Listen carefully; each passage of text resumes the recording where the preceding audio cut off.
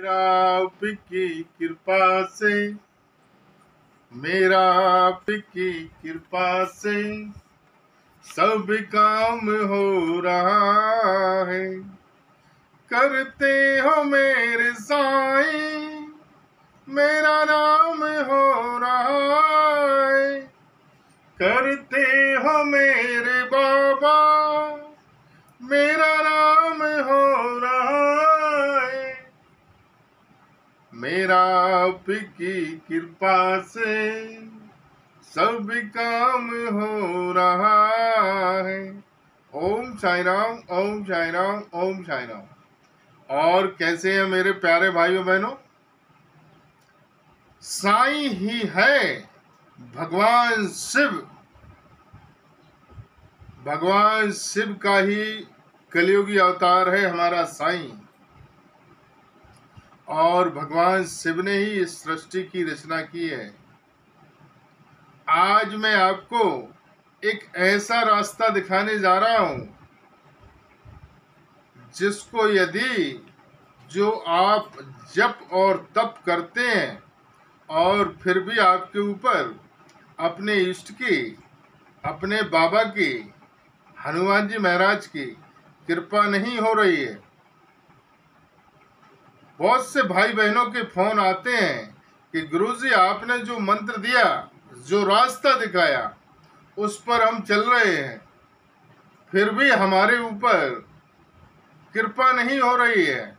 आपने जो 21 दिन का, 42 दिन का, 25 दिन का जो आपने जप बताया था, जो आपने रास्ता दिखाया था, वह पूरा कर लिया और हमारी इच्छा पूरी नहीं हुई, हमारे ऊपर कृपा नहीं हो रही है। तो आज मैं वही बताने जा रहा हूं सभी के लिए। जो हम मंत्र जप करते हैं उसके साथ यदि यह 3 काम जो मैं बताने जा रहा हूं उनको साथ में कर लिया जाए, तभी वह मंत्र फलीभूत होता है। बगैर उसके मंत्र फलीभूत नहीं होता है। जिस तरीके से यदि हमारे सिर में दर्द हो रहा है या पैर में दर्द हो रहा है, मैं एक एग्जाम्पल के माध्यम से आपको समझाने की कोशिश कर रहा हूं। हम डॉक्टर के पास जाते हैं तो वह केवल एक ही टैबलेट आपके पेट दर्द की नहीं देता, वह आपको एंटीबायोटिक, एक गैस की टैबलेट साथ में लिखता है। क्यों लिखता है? वह आपके लिए केवल पेट दर्द की एक ही प्रकार की टैबलेट क्यों नहीं देता है? इसी तरीके से मंत्र जप है। जो हम मंत्र जप करते हैं उसके साथ यह जो मैं बताने जा रहा हूं वह 3 काम और यदि व्यक्ति कर लेता है तो उसकी वह मंत्र फलीभूत होता है और जो भी हम करते हैं उसका फल जरूर मिलता है। तो इसे ध्यान पूर्वक सुने और उन 3 कामों पर आप शुरुआत कर दें। वह 3 काम उस मंत्र जप के साथ शुरू कर दें। सबसे पहले तो आपको अपने इष्ट पर पूर्ण आस्था और विश्वास रखनी है।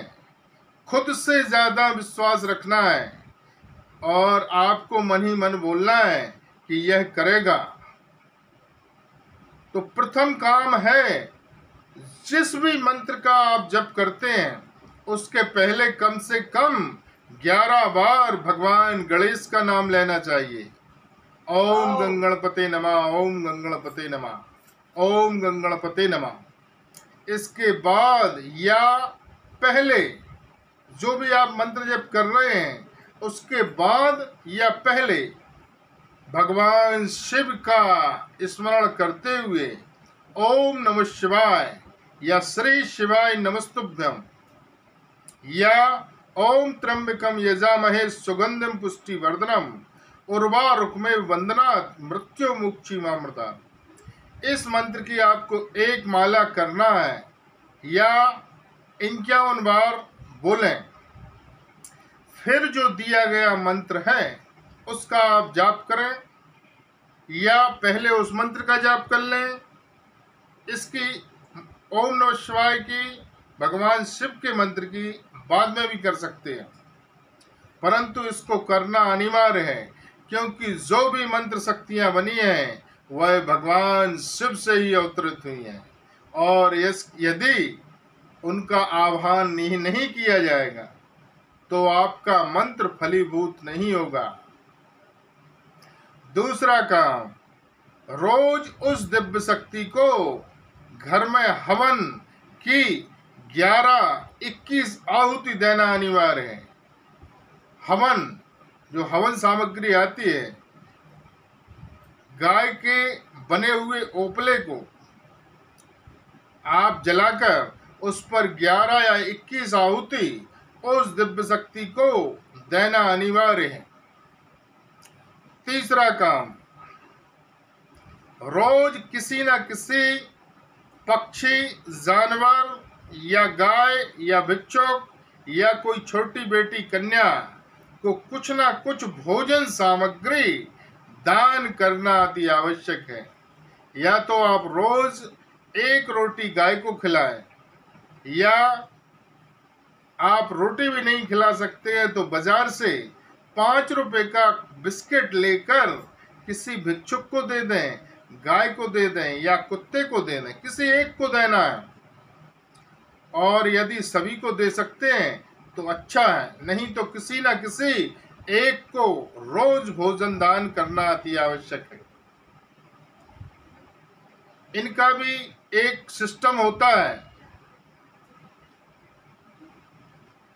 यदि यह काम आप अपने मंत्र जप के साथ करना शुरू कर देते हैं, और मंत्र जप का भी एक समय होता है, उसी समय पे करें, अलग अलग समय पे ना करें। दूसरा, उसका एक संकल्प लें कि यह मंत्र जप मैं 21 दिन, 42 दिन, 35 दिन, 51 दिन कंटिन्यूअस करूंगा, तभी वह मंत्र फलीभूत होता है। ऐसे आप जपते रहोगे तो कोई फायदा नहीं होता, और व्यक्ति कहते हैं कि गुरुजी कुछ हुआ ही नहीं।